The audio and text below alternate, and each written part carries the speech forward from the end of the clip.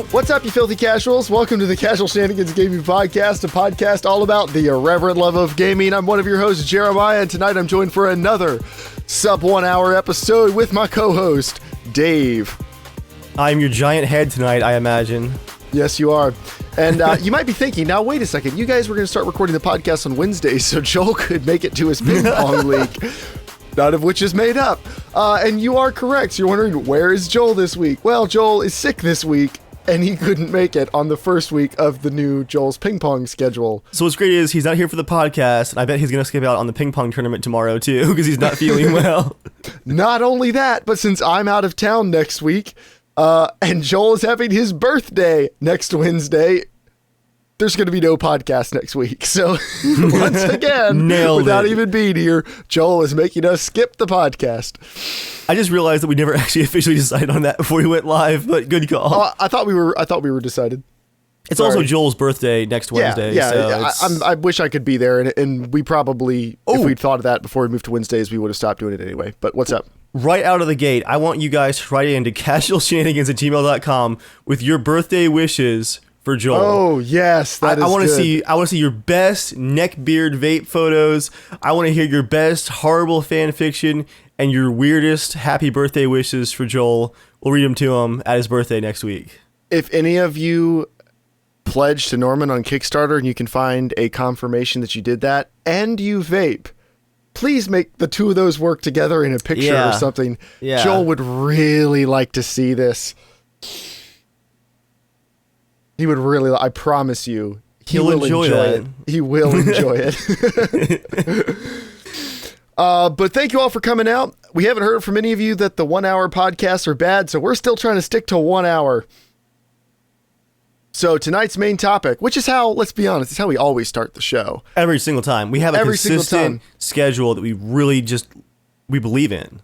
Now, we're going to talk about bad game launches, and specifically, can you recover from a bad game launch? Now, this is Dave's topic idea, and you might be thinking, Dave, obviously you just want to talk about No Man's Sky, right? Like that's the only bad launch everybody wants to talk about right now. And the answer is no, Jeremiah. I'm glad you asked, because I actually got this idea, not to rag on No Man's Sky, because heaven knows it doesn't need any more of that.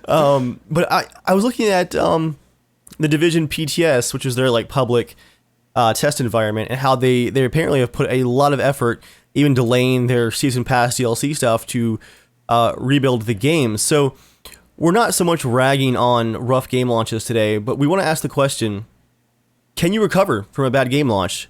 And have any games actually done that, and how did they do it? I just want to kind of talk through it a bit tonight. Now, let's use, we'll take No Man's Sky as that's an easy example of a bad game launch. Not so much because the game was completely broken, had a few issues, but not so much because it was broken, but because what was launched was not what everybody thought was going to be launching, and there was obviously a lot of issues with that. But we don't really need to talk about No Man's Sky because we actually don't know if they're gonna rescue this bad launch. It doesn't look like it based on the people currently playing the game. Doesn't look good. But we don't necessarily know if they're gonna rescue it. But Dave, what do you think? And you can see the list here, so this is not gonna really be that much of a surprise. There's one game pretty near the bottom of this list, short name, that I had totally forgotten and had a bad launch, and it is proof that you can totally rescue a bad game launch. Yeah. You know which game I'm talking about? Is it Diablo? It's not, but we can talk about Diablo. We'll talk about Diablo, and then we'll talk about this one. So Diablo 3, sorry, I said near the bottom. I should have been more specific. So Diablo 3 launched, and people were super excited because it had been, 12, 13 years since the last Diablo game. It still had a rabid fan base. Everybody was super pumped. And then they made it a online connectivity game, which you're going to see pop up a lot of times in this list when it comes to launch day problems. It turns out some games aren't made better by constant always-on internet connections when everybody is trying to connect to them and play them. But if you try to play Diablo 3 on launch week, you may remember error 37, which pretty much went, everything's overloaded, everything's on fire, please come back later. And later was unfortunately quite a few days away. So, but Diablo 3 now, and that's not the only issue they had. They also had the auction house problems. Oh, yes. That people were very happy about. I haven't played much Diablo 3, so barely any, actually, so I can't really speak to that with any authority. But the community became very, very unhappy with them, and things must be doing okay now because the game is still doing pretty good. But the game I want to talk about is one of the most profitable games of all time, possibly the most profitable game of all time. World of Warcraft. Yeah. World of Warcraft had a bad launch. So for anybody who wasn't around playing games then, Warcraft was a real-time strategy series. Did you ever play it, Dave?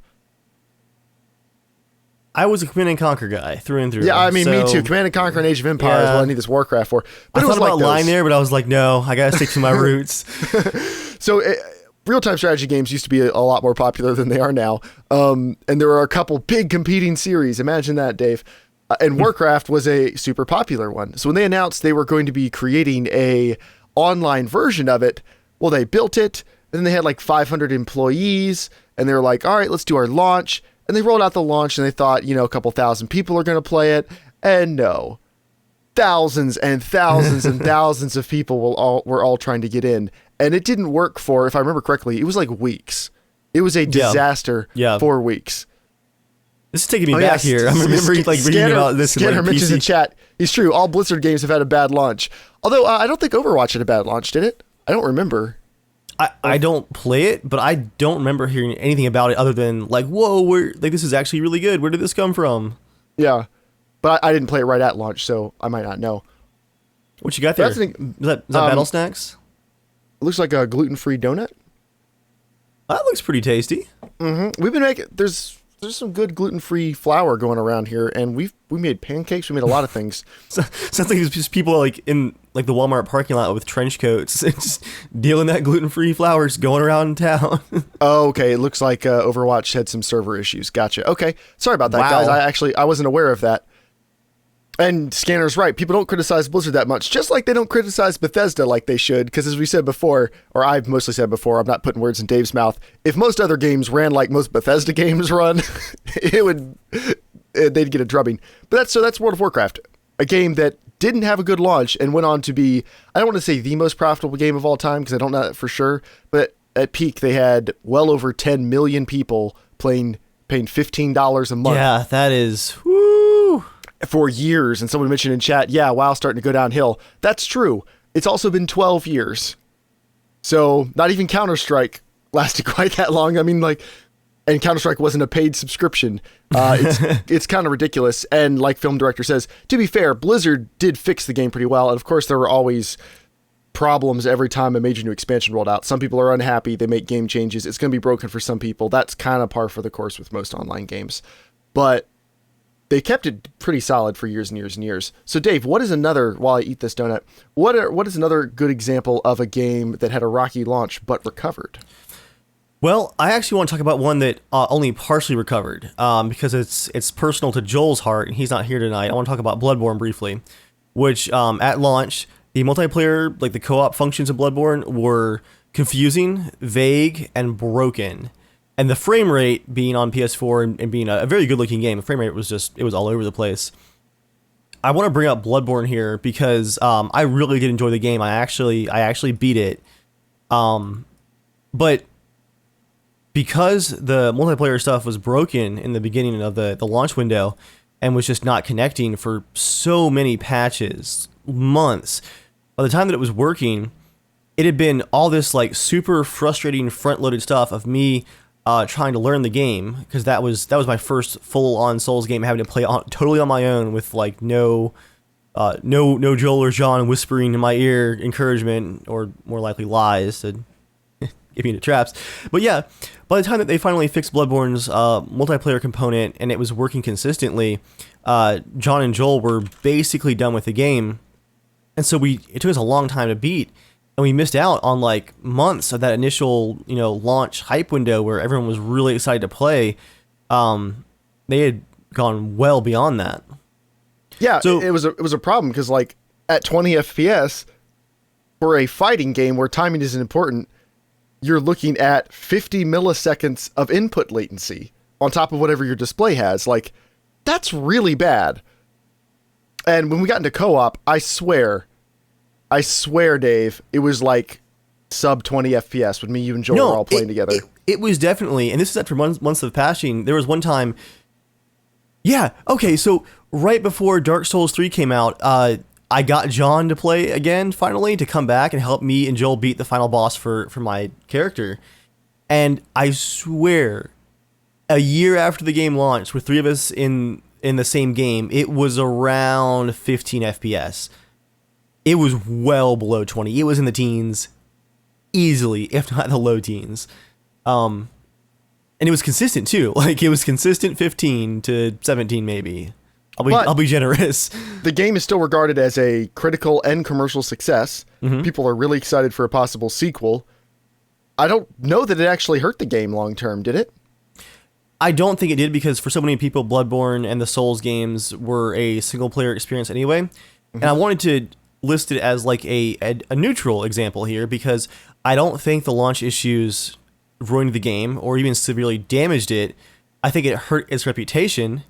But I think for most people, it was not a showstopper, because it is more of a single-player game. I mean, it's got co-op components, but because it was not like the cornerstone of the game, I don't want to say they got away with it, but it didn't, bring the game down to its knees. It's what lost me as a player, because I specifically got it to play with you guys on PS4 to like have a co-op game. I was not that interested in the single-player experience. It's just not that fun for me. But because of the online connection issues, I kept like burning, what are they called? One of the things you got to do to get somebody to come into your world. Oh yeah, I went through so many of those. I would use up one, and then Joel would connect to me, and then like we'd get disconnected or something, and he would just leave. I'm like, all right, well, I'm down one. And they eventually fixed that in a patch, I believe. But by that point, the damage has already been done. I'd already lost a bunch. I'd gotten to a point in the game where I was kind of stuck, unless I just wanted to grit through it myself. And I wasn't having that much fun doing that. And it was just like, is it even worth it at this point? But I agree. It's still regarded as a big success, and that is one small facet of the game, so it's probably not that big of a deal. Here's another example, a little bit interesting. A game with a decent launch that went off the rails quickly thereafter. Titanfall. A game with a pretty decent launch. We were playing it day one. It wasn't perfect, but I seem to remember we had a pretty good time on launch day. Matchmaking, I think, was slow like the first few days, but if you just gave it like a little bit of extra time, the game functioned very, very well. I think there was some micro stutter and stuff the first couple days too, like before all the drivers dropped. I'm trying to remember back now. I think that's all we had was a little bit of matchmaking lag and some micro stutter. It wasn't bad.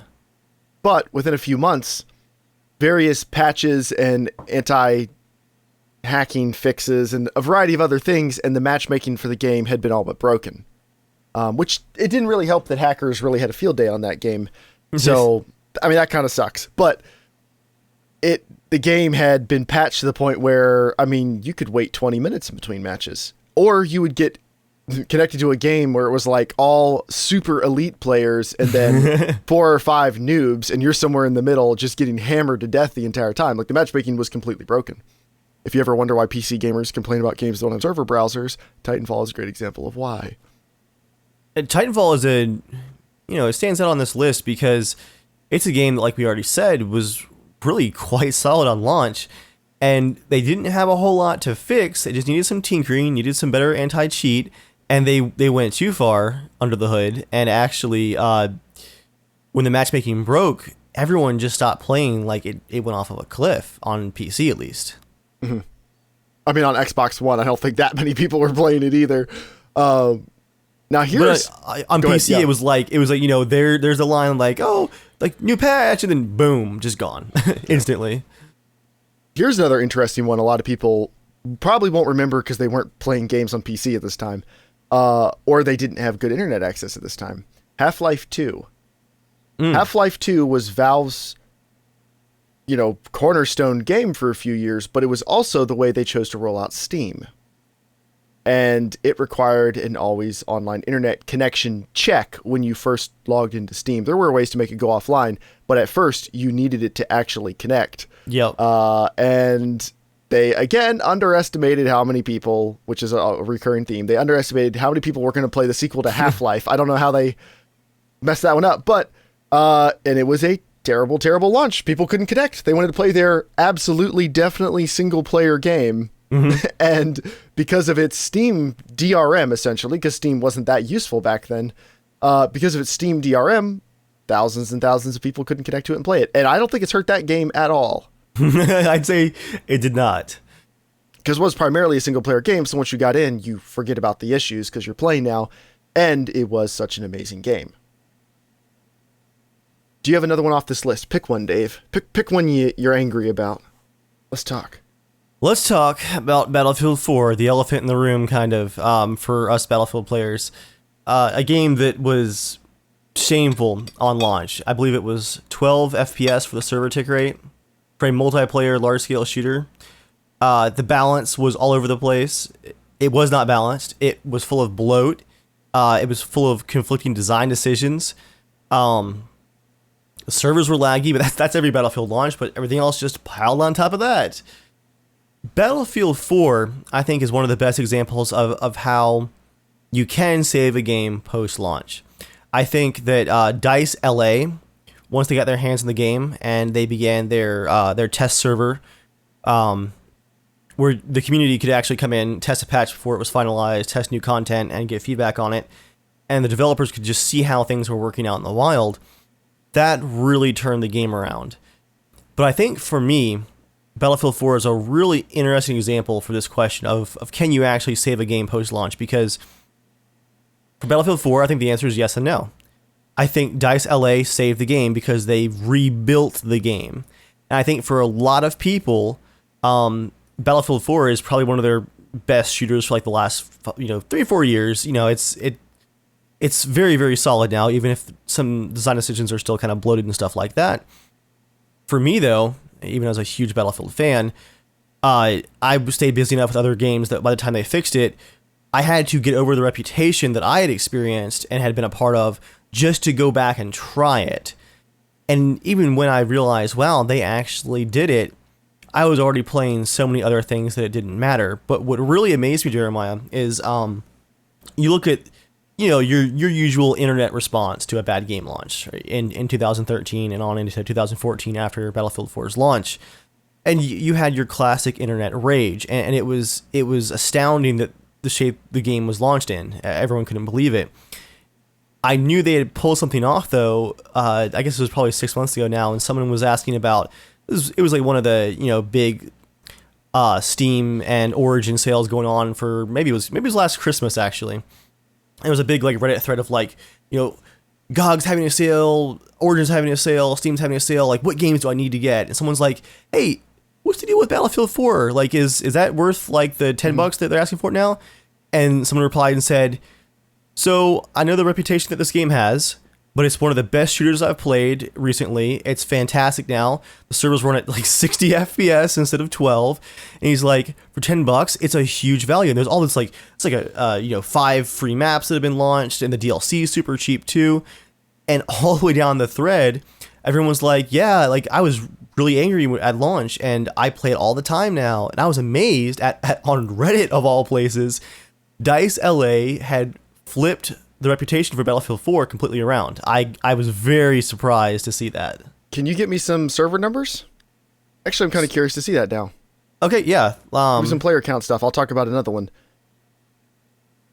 The Halo Master Chief Collection. When they announced this, every Xbox fan was like, this is the best thing ever. All my classic Halo maps and the classic Halos together in one game with updated graphics, and you could switch back and forth between old and new graphics, and it's every single map together, and I can play it, and this is the best thing ever. And then it didn't work when it launched. And it took 12 patches to fix the matchmaking. And it still wasn't perfect. It was never perfect. And as far as I know, the game has never really recovered, as best I can tell, because Halo 5 came out after that. People wanted to play competitive Halo or play serious Halo, kind of move on to Halo 5. And everyone just kind of forgets about the Master Chief Collection, unless you want to play the single-player campaigns or have some nostalgia trips to the multiplayer. But it was supposed to be huge, and it wasn't. Got some stats for you, Jeremiah. All right.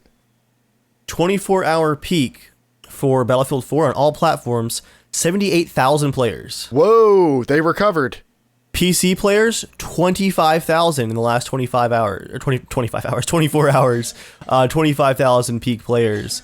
And then, wow, it's an almost even split between the new platforms. PC, 25,000, Xbox One, 25,000, and PS4 a little bit ahead at 33,000.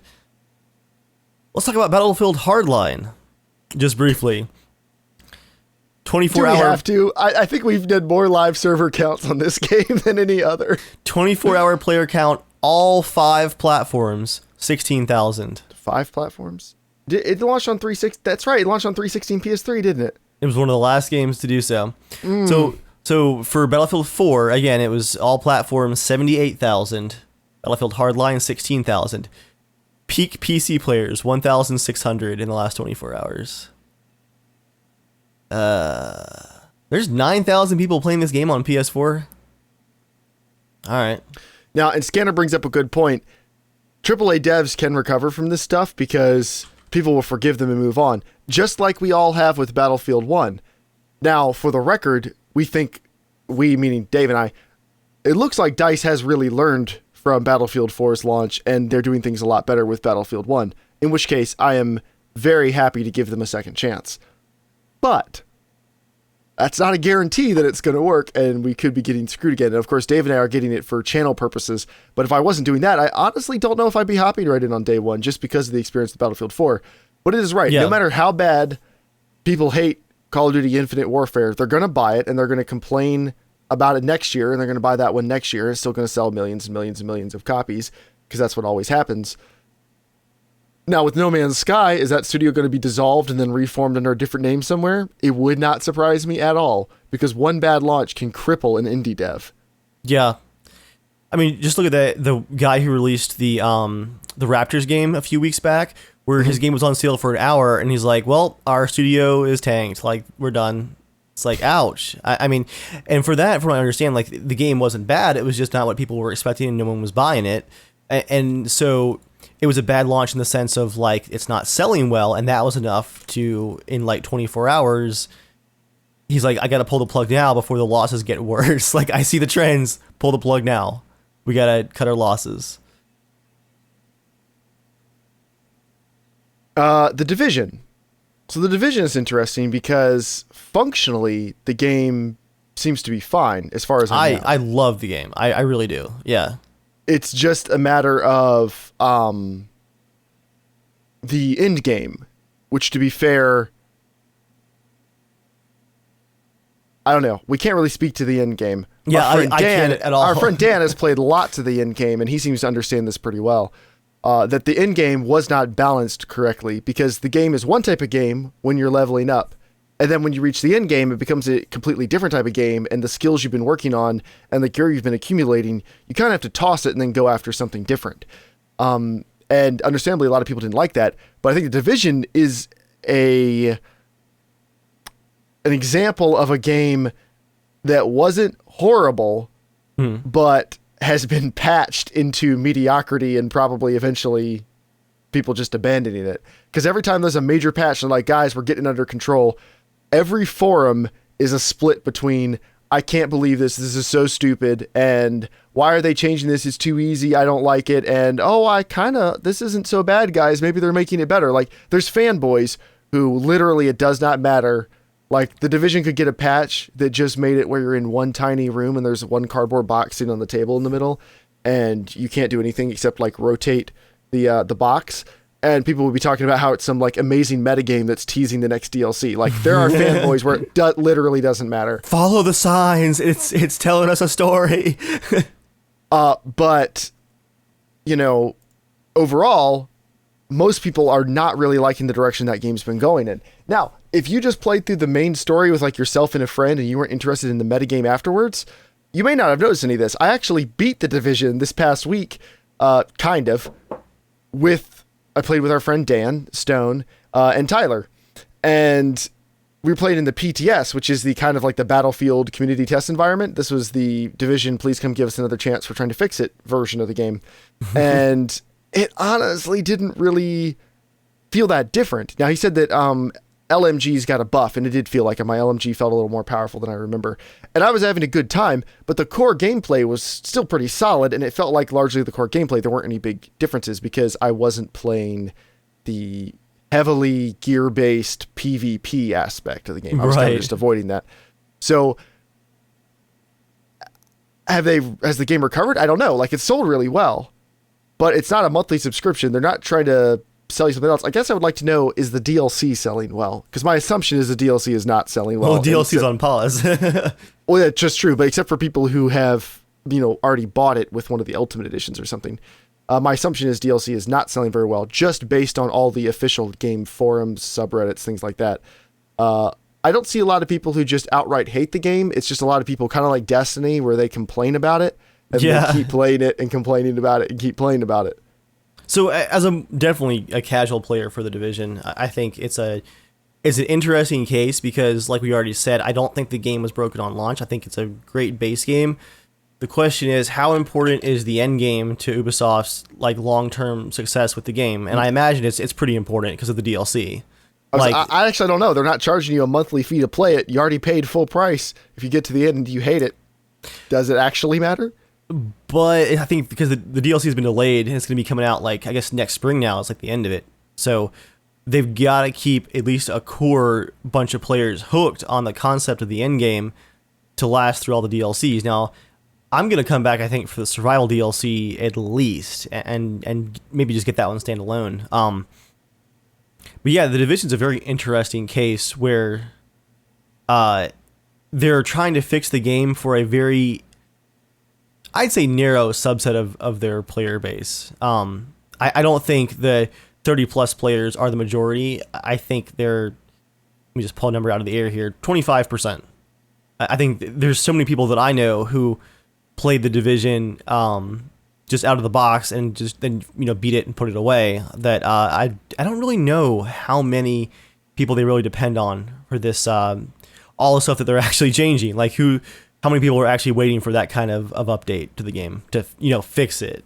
I appreciate that they're trying to fix it, but yeah, I do agree with you. It's probably they're trying to fix it so they can keep selling DLC, because the reputation of that game's kind of been tarnished. Now, unfortunately, because it is on several different platforms, it's on Uplay, and it's on Steam, it's a little bit hard to get an accurate player count, but at least on Steam, their count for the last 24 hours appears to be about 4,000 people, which is not good. But that's just on Steam. That's not counting Uplay, and that's not necessarily counting consoles. So it could be quite a bit better than that. But yeah, but Stone says he really enjoys it. And he seems to know a lot about the game, and I played with him, and he was still having a good time. So I'm sure people are still enjoying it, but it does seem like a game that has hurt its own reputation since launch, trying to make it better, much like Titanfall, but probably not as bad as Titanfall because people are still playing it. Just Cause 3, specifically on PS4, it was kind of broken on PC too, but Joel tells us that it ran okay at launch, and then, and okay is not great, but it ran okay, and then it got some patches and ran worse, and then it got some patches and ran better. It got a patch right before we all went on vacation. It literally looked like Joel was playing in slow motion.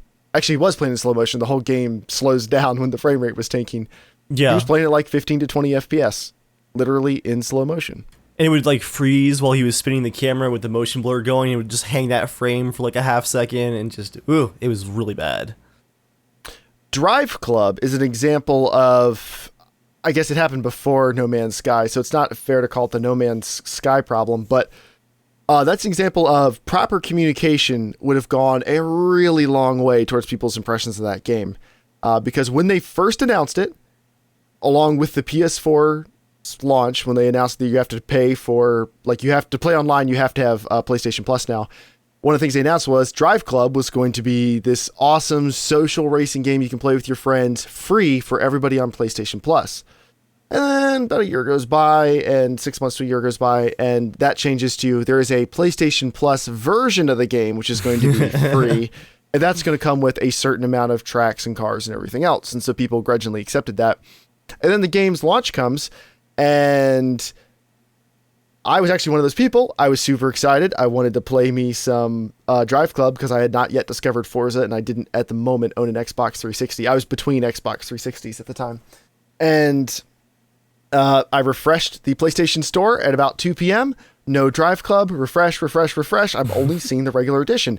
Well, it turns out the PlayStation Plus edition is different enough that it was totally broken, and they didn't tell anybody until it was the hour it was supposed to launch. And they said, we got to pull it. And they held it for months. It launched months later. Unless you are a diehard PlayStation fanboy, and you don't have other racing games to play because Gran Turismo does not care about you, and Sony won't light a fire under their butts and make them release a game onto their platform. Yeah, I don't know what Polyphony's doing. It's stupid. But I doubt you're still playing Drive Club. Like, because you have way better options. If you have Dirt Rally available and you're still playing Drive Club, I am very curious as to why. It's a pretty game, but it's just, it wasn't anything that they said it was going to be. It's a pretty arcade racer. That's basically it. It's very, very shallow. And the big cornerstone feature they announced, the big social PlayStation Plus, everybody gets it aspect, didn't even really happen. So regardless of how many people are playing it, that game's reputation forever tarnished. GTA Online also had a really bad launch, which a lot of people don't remember, and actually I'd forgotten about it too. Because, yeah, I had. Because the GTA Online launch happened on Xbox 360 and PS3, so all those issues happened over there, and by the time it came out on PS4 and PC, those issues were almost all cleared up, and it wasn't that big of a deal. But that had a very rough launch. The typical servers aren't ready, yada, yada, yada, and they got it under their belts. And I think they definitely have recovered. That game has gone on to sell more copies than almost any other game whose name isn't Mario or Wii Sports. So pretty much, I think it's the best-selling non-Nintendo game of all time. Yeah, it's back on the top sellers list on Steam, too. Let's see, it's number 7 right now. Has it ever left the top 10? I think during sales, occasionally. Okay.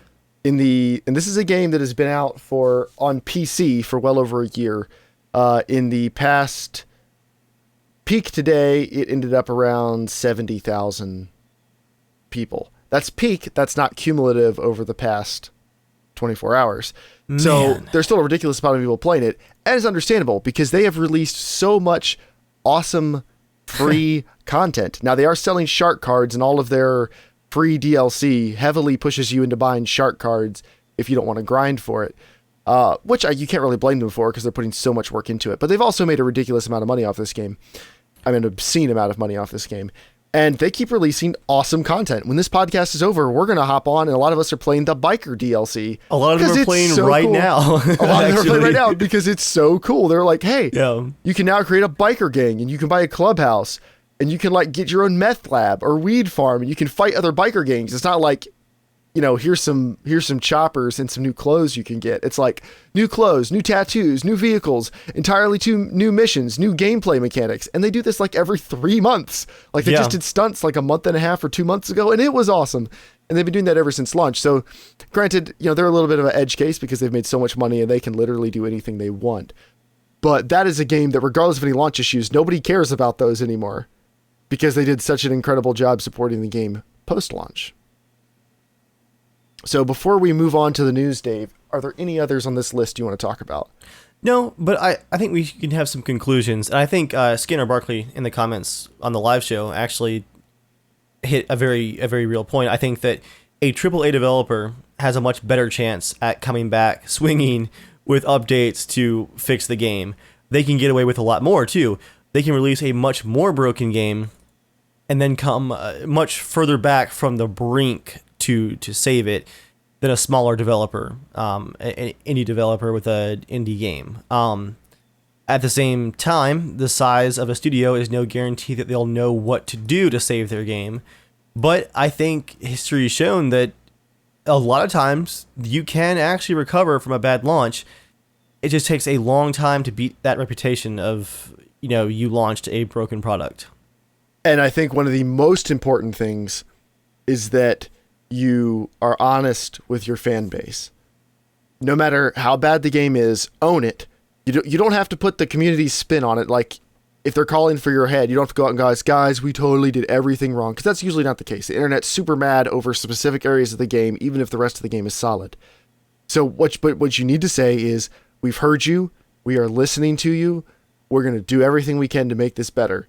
And the developers who do that, who put in honest effort to fix the game, who don't dump it and move to another project, those games seem to recover quite a bit better. The ones where they just go dark and then release one or two half-assed patches, then move on to something else. And DLC. yeah, those games tend not to recover. And it's fairly obvious when you say it like that. But I think it's also important for people to remember, unless they think we're just dumping on game developers, sometimes you can't fix a game for a variety of reasons. Sometimes your studio's too small or your publisher won't allow you and they're moving you on to something else. Sometimes you don't get the chance to fix your game. And it's not always the developer's fault. And so I'm always willing to give people the benefit of the doubt and to give them a chance to fix something if it's broken. But there's no guarantee they'll be able to. But if you communicate, if you do everything you can, if you make sure your community knows they are heard, even if you can't directly fix the problem, it goes such a long way. Don't get a cocky idiot as your community manager. Don't make fun of your fans. Like, just, they're mad because they care this much. Appreciate the fact they care this much about your game and do what you can about that. And I can't end this topic without throwing my weekly dig to don't pre-order games. You know how you can avoid throwing your money away on a bad launch? Wait until after it launches. I know, Dave. I pre-ordered Battlefield 1 today. I did as well, but it's for the Potato Masher, so I was going to buy it regardless. I have in my list, I have Gears of War 4 is sitting there, Battlefield 1, and a PS4 Pro are all sitting there. Oh my. Like, yeah. I can make the excuse that the pre-order was for YouTube content, which it is a little bit, but honestly, I'm very excited. I haven't talked a whole lot about it on my channel, just a couple videos about the beta and the alpha, but I've been very impressed so far. This will be a really important game in DICE's future launches, because everyone is looking at them after Battlefield 4. What was I going to say? Oh, what I was going to say, though, is that even before the very solid alpha and betas, I think just the huge shift in the setting and how they kind of fought back against EA to like stick to a totally new setting, that got my attention right off the bat, and they've made a number of good decisions along the way since then that I'm happy to be excited about a Battlefield game. And plus, Origin's got that nice refund policy, so got that going for me. And a nice little cap off to this. Oh no. The No Man's Sky subreddit was shut down. I'd forgotten about that till I actually saw it on Facebook of all things, but that happened like a day or two ago. Because of the extremely negative community there. That's what one of the mods said. Now, of course, it's a Reddit mod, so they were power tripping, which is frequently the case. But because of the extremely negative community that can't have any productive discussions about the game and everything devolves into fire and brimstone, they've just canned the whole subreddit. At this point, I am getting a little bit too much glee out of watching this thing circle the drain, but man. It's unreal, honestly. It goes back to communicate, guys. One tweet. That's all they need to hear. It would help. One tweet would go a long way.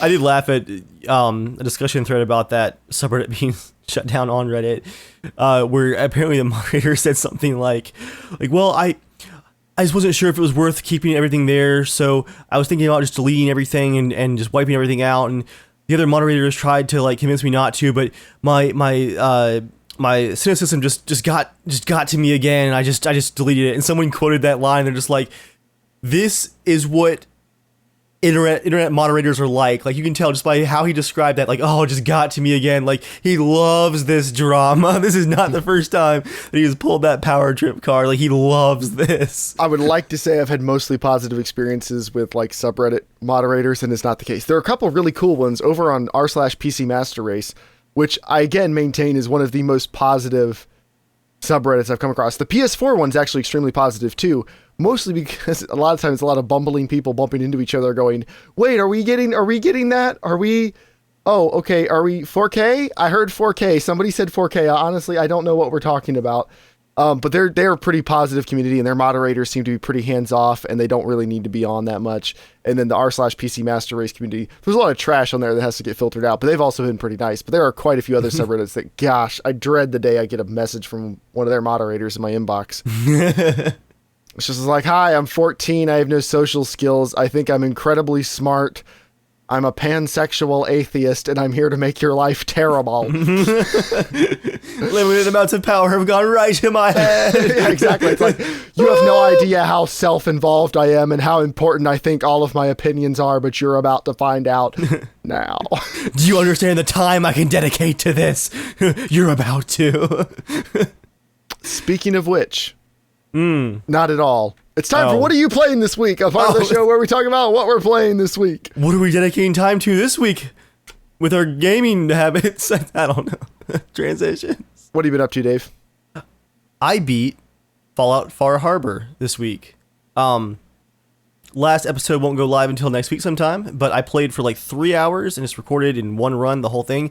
I barely missed like a handful of small side quests, but I had done like every side quest for every major faction except for the couple of very small ones that I missed. So I'm calling that, as far as the Let's Play goes, very complete. Without spoiling the last episode, I enjoyed the main quest more than the base game's main quest. I thought it was more interesting and better. I've talked before about how I enjoyed the railroad tie-ins to the main quest more than the actual main quest in the base Fallout 4. Yeah, it was really good. A surprising amount of content. I mean, obviously, like it has a whole new area, you know, with a very nicely done theme, a very poor frame rate to go along with it. But along the way, there were a lot of unique characters and a ton of unique like outfits and weapons, and it was just yeah, if Bethesda knows how to do one thing, it's how to make a nice size like add-on with like just enough like little like new things to just keep you going. Like it was, I guess what I'm trying to say is it was very well paced throughout the entire thing. There was always like a new thing to discover each time I recorded an episode. So, yeah, good. Nice. What else have you been playing? I've also been playing some GTA 5 with you guys. I love how the new biker missions tie into the server you're playing. Like, people can play as the other side of the missions just in the open world. I really wish that there were tons more missions that just happened in the public part of the world, you know? Because most of the time it's just chaos and people like helicoptering each other in the city. It's just, it was cool to have like I joined the server, you guys were like trying to assassinate targets and I wasn't a part of the gang yet, so it's like protect the targets, just automatically assigned with a map marker. That was fun, that was cool. Trying to think for what else am I playing this week. I was beaten down by Tyler Zeus Powers and Arma again this week. That was again an experience. And finally, I gotta keep this so vague, I've gotta talk about The Witcher 3 because I'm like an hour and a half past the save warning now. I recorded an episode last night. It'll go live tomorrow. Moving at literally as slow as humanly possible.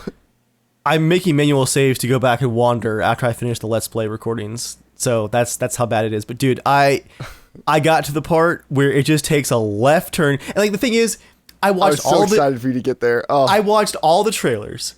I watched or looked at all the upcoming screenshots. Like, I knew there was going to be a left turn somewhere along the main quest near the end. I knew it was going to be something just totally different.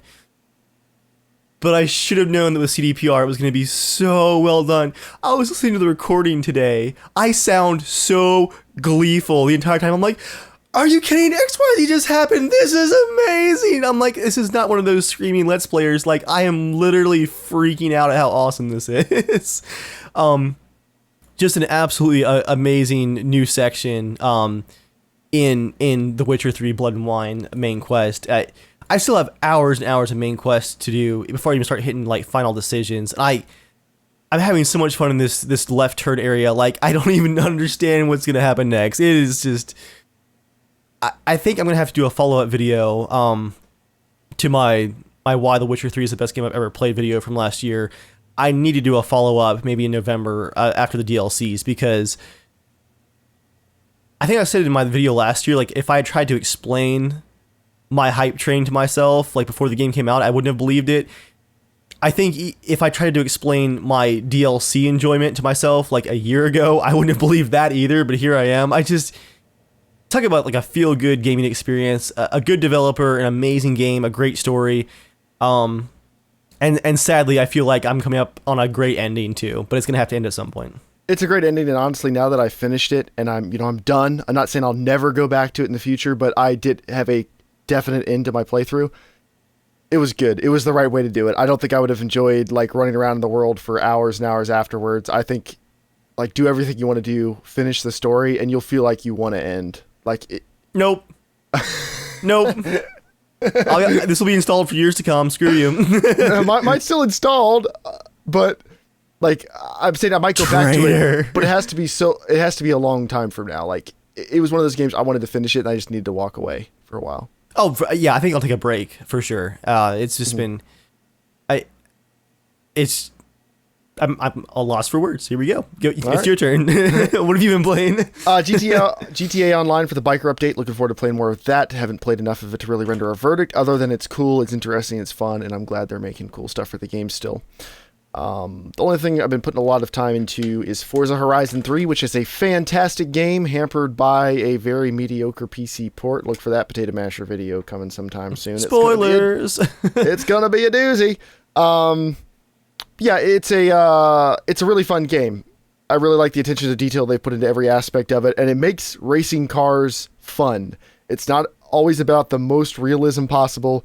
It's about having a fun time enjoying cars, like I said last week, and I'm really having a good time doing it. They did release the first patch, which has made the game run a little bit better for me. It wasn't directly targeted at performance, mostly stability, and there do seem to be some improvements there, at least for me. Once again, that's why you don't pre-order. On Xbox One, it is playing flawlessly, because I do play on Xbox One when I have to queue up a render. I just swivel, pick up that controller, and I'm back into it. So I will say, that is so cool. Xbox Play Anywhere has definitely been doing great so far. I'm not going to say passes with flying colors, because this is like the one of 2 games that have launched so far with it. But so far, I'm extremely impressed. So that's mostly what I've been playing this week. I won't be playing anything for the next week or 2, because I have a lot of videos I have to work on, and then I'm going out of town for a week. But now we are going to pivot to the news.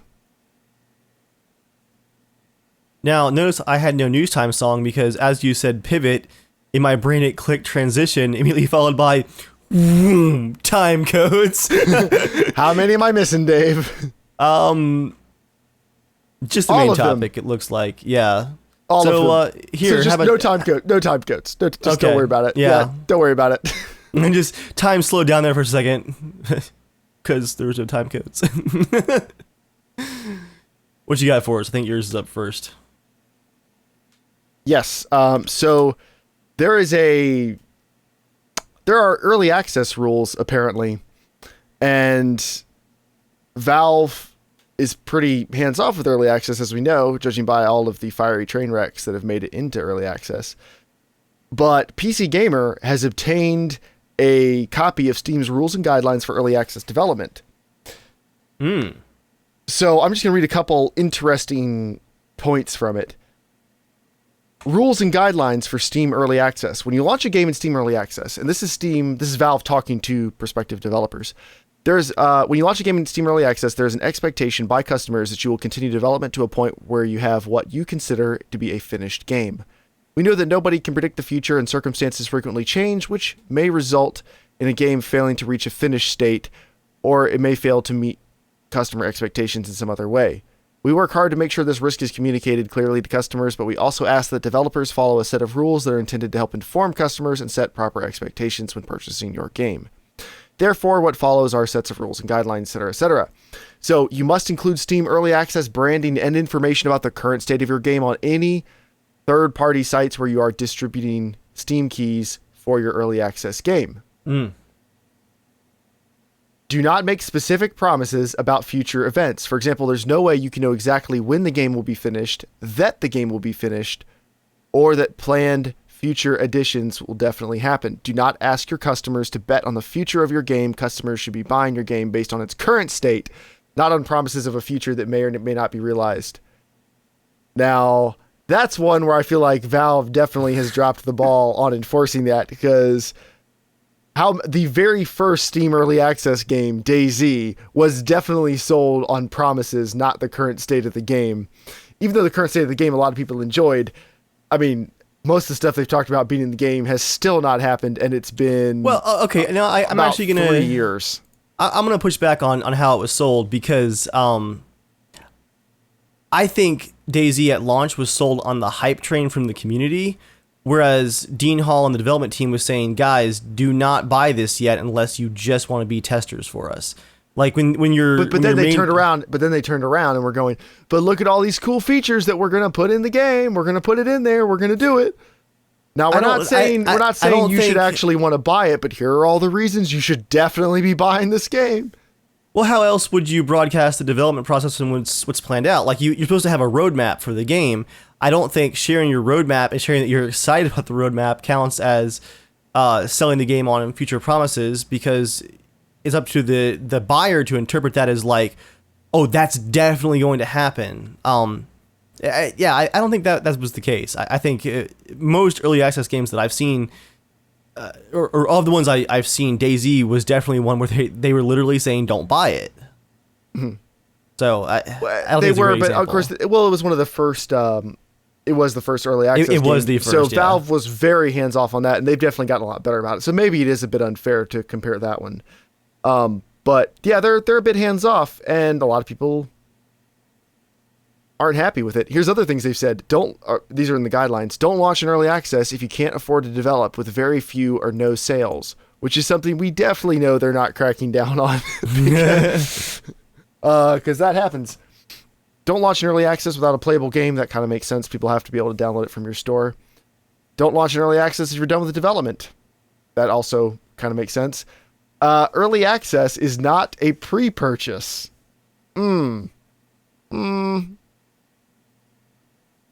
So,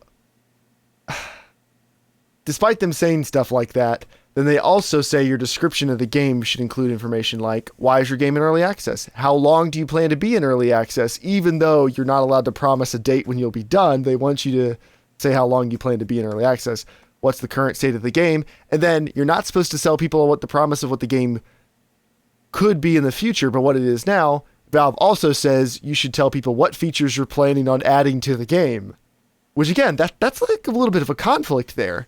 Yeah, that's a tough target to hit. Yeah, it is problematic. So, and there's a bunch of other stuff. PC Gamer has a great article you can go find on their site. If I remember, I will put that in the description of this video. I think you should go read it. There's a lot of interesting information there. But yeah, to me, it seems like a lot of conflicting things that they could be a little bit clearer on. But I mean, that's what a lot of people feel about early access in general. So I just thought it was interesting and I wanted to read it. But Dave, what's going on with Bethesda and Fallout modding? I had a brief glimmer of excitement and hope today because Bethesda announced that PS4 was going to get modding first for the Skyrim, what is it, Ultimate Edition, I think? Mm-hmm. They were going to get mods for Skyrim, and then later, Fallout 4, which they just talked about like less than a month ago, that wasn't going to happen. So I was briefly very excited because I think modding for Bethesda games is a huge part of the community and can do amazing things for the longevity of the game. And then I saw the fine print for mods for Skyrim and Fallout on PS4, and that is the mods will be unable to use any external content in the mods. What that means is when you load up the creation kit to make your mod, you can access the main archive files for the game. So for Fallout, it would be like the Fallout main archive file with all the textures and models, and the ones for the DLCs. You can tweak things inside those files and make your mod, but you can add literally nothing to it. No external assets whatsoever. So you can't even take a gun texture and turn it purple because that'll change and become an external asset at that point. So really, I'm not saying that there won't be any good mods for PS4, but that is cutting out at least 90%, not exaggerating, 90% of the mods out there.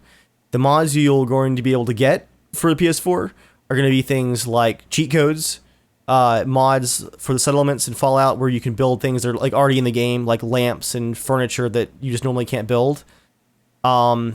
Maybe a quest line that uses text for the dialogue.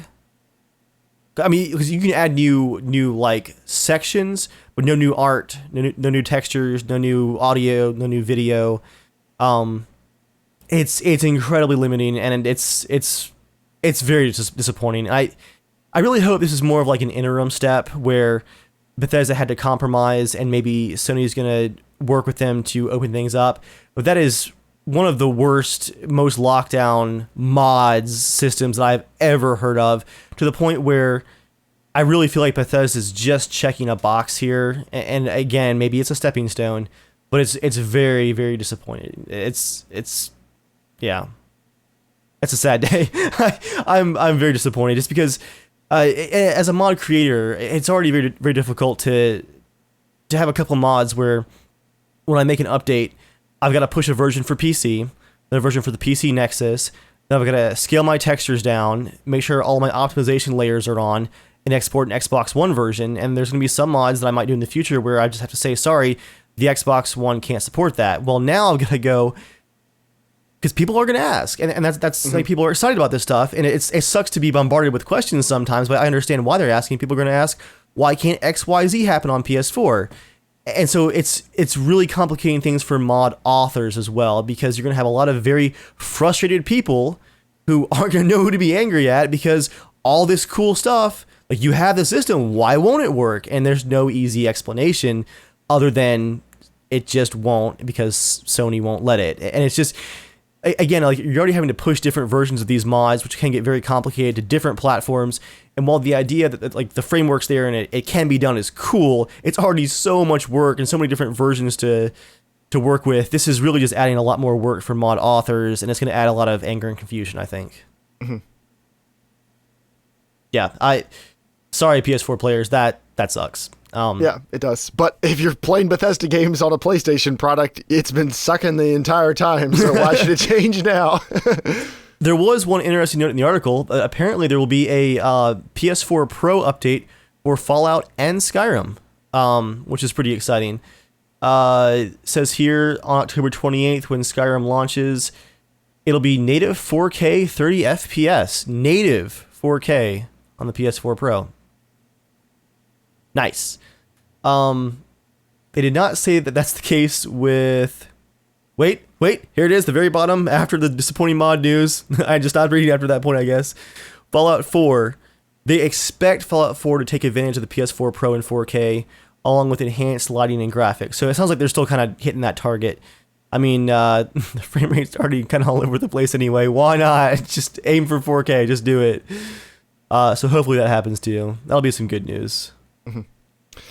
Speaking of some good news, what's going on with betting on Counter-Strike Go?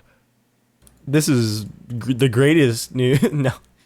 Well, first of all, the federal lawsuit against Valve and Steam has been rejected in federal court. The lawsuit that alleged that Valve allowed an illegal gambling market, and they attempted to bring this suit under the RICO Act as like an international, or I guess national, multi-state like conspiracy. Basically, like RICO is it's a pretty big deal. Mm-hmm. It's for criminal organizations, and the judge basically said like, none of these accusations have enough evidence behind them to qualify for RICO. And because they built the whole thing on a RICO case, the judge just threw it all out. So that's gone. We might see it pop back up, because the part 2 news for this is back in March, Washington State, where Valve is based out of, they sent Valve a letter and said that they had a responsibility to shut down the use of gambling with skins through Steam, through their product. Valve apparently just replied that like they don't have complete control over all that. It's like, third party, all that stuff. They're like, what, guys, are you just picking up on this now? Our whole business model is we can't control our business model. But we're making billions. What's scary for Valve, though, is that there's now been a second letter. Oh no, not more letters. This time the commission it's the Washington State Gambling Commission, sent a second letter to Gabe Newell, that said they have 30 days to cease and desist offering virtual currency gambling related to Counter-Strike Global Offensive. So they're kind of putting a deadline, an actual like date, like, hey, here's what's still going on after the first letter. Here's the actual deadline. So I don't know, like, how's Valve gonna respond to this? They're just gonna pull skins entirely, like temporarily, maybe, or, yeah, not good. Still, the whole thing's a big giant mess. Still.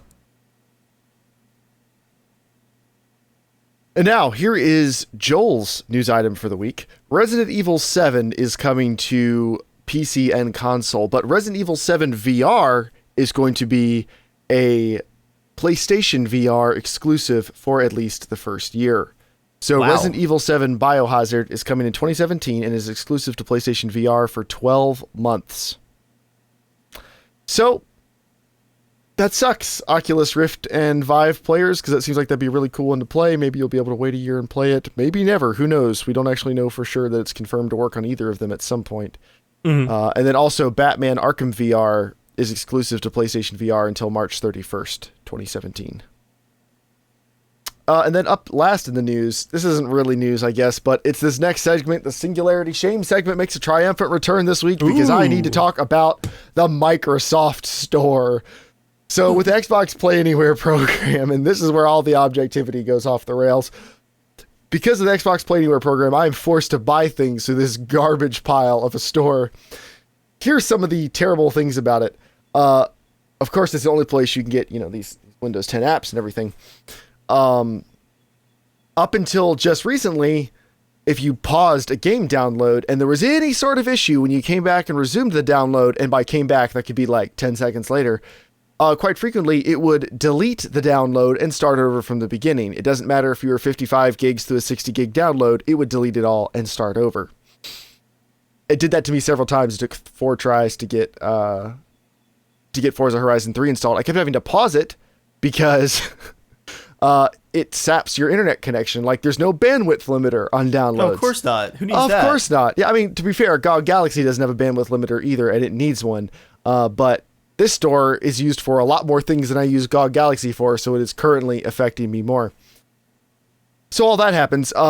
Microsoft pushed an update, which they didn't make you install. Forza devs, I mean, it was a recommended update, but Forza devs put out a tweet saying, hey, you need to get this update because when we release the patch next week, or in a couple days here, if you don't have this update, it's going to delete the whole game and reinstall it.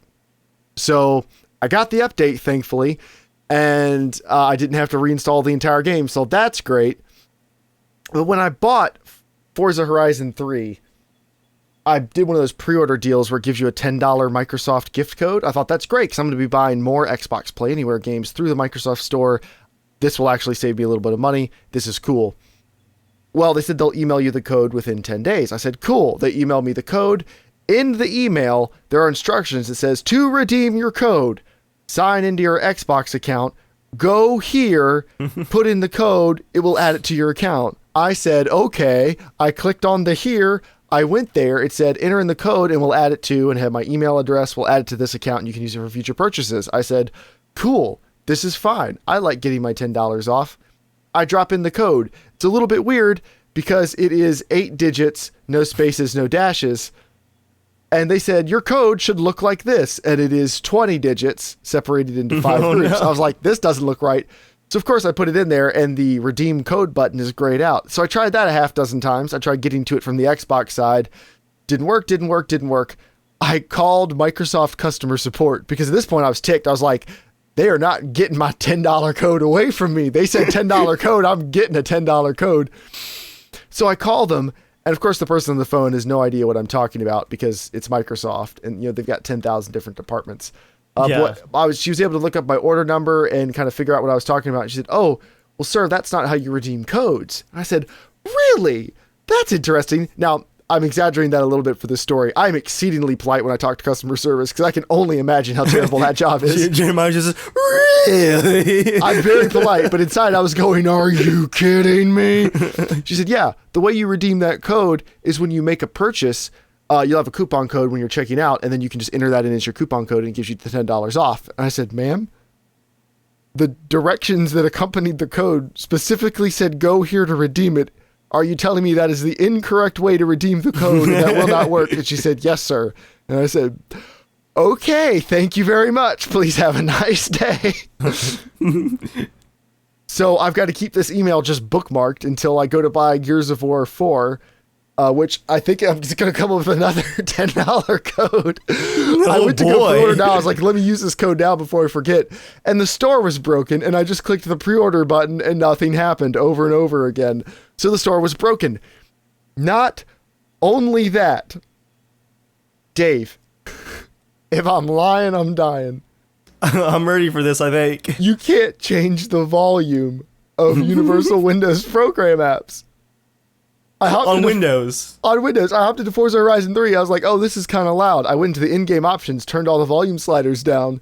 Didn't do anything as far as I can tell. Then I was like, all right, I'll just do it in the volume mixer. It's not in the volume mixer. I had to download a third-party program called Earhorn that lets you turn down Earhorn, like one of those little things you stick in your ear to hear back in the day. I know what it is, but it sounds like, to fix this Microsoft product on Windows, gotta download Earhorn. Of course, Earhorn. And using Earhorn, I can adjust the volume down.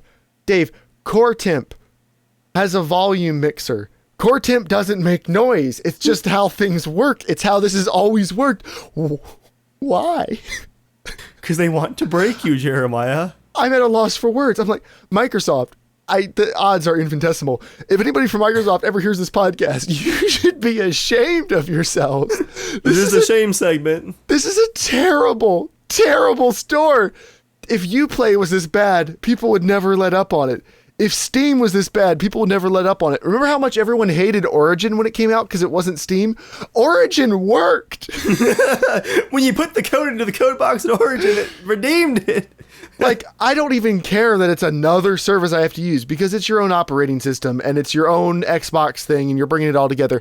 I'm fine with that. I am legitimately excited about Xbox Play Anywhere, and so far that part of the system has been working well. I believe in giving you credit where it's due, but Microsoft, this is ridiculous. I can't believe any self-respecting software engineer thought this was acceptable. Those guys, I mean, they've got to play Steam games. Like some people on that team have to know how a good online store works. This is so stupid. And the sad part is some people are just holding off waiting to see if like Forza Horizon 3 is going to come to Steam like Quantum Break eventually did. There's no telling if it will because Forza Horizon 3 is Xbox Play Anywhere. So I wouldn't be surprised if that's locked down forever. And the sucky thing is, it's a good game that's being hampered by all this. If I was on a slow internet connection, if I had Jeff's internet or Dan's internet, and my Forza Horizon 3 download 95% completed and then it started all over, it's like, all right, well, I'm not playing this week then. Or this month, maybe, if you like use up all your bandwidth cap, like that could be really, really bad. These are basic things. They've been making the world standard, and despite what you think about Microsoft, Windows is the world standard operating system for decades. Over 2 decades has been the world standard. About 2.5 decades. This is inexcusable. Sorry. Guys, this has to get better. This is ridiculous. And don't pre-order games. Stay off this trash store as much as you can. That's a good rant. Oh, I could go for a lot longer, but the volume slider not working in a Microsoft operating system, not the working. Microsoft app. There isn't one. It's not in the volume mixer. Which implies that like there will have to be at some point like a development update to the Windows volume mixer to allow control of Windows Store apps. Like it sounds like there's something that has to be like changed in how they develop either Windows or the apps themselves to make it work right. And it's just And to answer B Squad's question, if you're wondering is Forza fixed? No, Forza's not fixed yet. It is better. It is not fixed. It has a ways to go. If you are concerned about the issues it's currently facing, do not buy it. Up next, it is 90 Seconds with Joel, part of the show where Joel reads another page from his wonderful book, Chimera. Here we go. Oh, sorry, Dave, you don't have this. I'll watch the stream, I guess. All right, here it goes. All right, I'm recording my page 62 of Chimera because I feel like I'm gonna die right now. I'm so tired. I'm like so dead. So, 1 second. Okay, here we go. I apologize for the nasal sound. Page 62. At least I think. Wait, one second. Yeah, okay. Need? What did that child know of need? Linda was a solid, rational woman. She had made her choice, just as Jewel had made hers. She had chosen Carl, had shut Jewel out with that choice. Had she? Or had she chosen Carl because of Jewel? No. You're shaking, Jewel. Sit down. She let David draw her over to the sofa, and dropped onto it and disappeared. Wait, what? Oh, wait, she let David draw her over to the sofa and dropped onto it as he disappeared. Okay. A moment later, he was back, pressing a glass into her hand. This might help. Wine from the kitchen wall. Jewel drank some. She's the daughter of an old friend, she said. No, wait, I thought that was a guy. She's the daughter of an old friend, she said numbly. It's been a long time. I was surprised to hear from her is all. For a moment, David didn't say anything. Then he sighed. We get to thinking that the past is static, he said softly. Yesterday is over, done with and dead. And then it shows up again, right in front of us. We were friends, Jewel sipped more wine, willing the alcohol to numb the memories that wanted to hurt. When we were kids and after, for a while. I lived with her after my mother died. Susanna had Linda's face. I'll download some money. She needs you, Susanna had said. But what did she know? It was too late for that. Could not be true. It was too late. I can't go back. David didn't say anything, but he put an arm around her shoulder. Reading what? She almost asked him. Almost told him to get out. Leave because this wasn't his business. She drank more of the wine instead and kept quiet because this wasn't his business, and none of it mattered to him. All he was offering was comfort. Linda had done that once, held her, comforted her, been a bottomless well of strength. Jewel drained the last of her wine and closed her eyes. The alcohol was soaking into her brain. Gosh. Loosening the tight knots in her muscles and her mind, fuzzing the memories. She needs you, Linda's daughter had said. Money would help. Money always helped. Gosh. Just... Well, that was page 62. Can't wait for page 63. Riveting storytelling. Night, guys, as I go off into dreamy, sick world.